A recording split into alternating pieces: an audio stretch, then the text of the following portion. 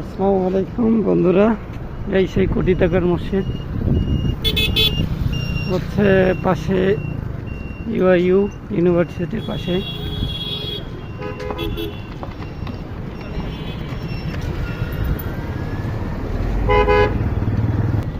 এই সেই মসজিদ।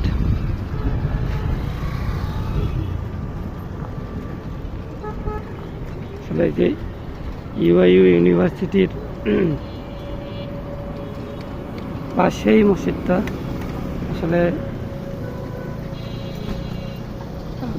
আপনারা আসতে পারেন। এটা হচ্ছে নতুন বাজার থেকে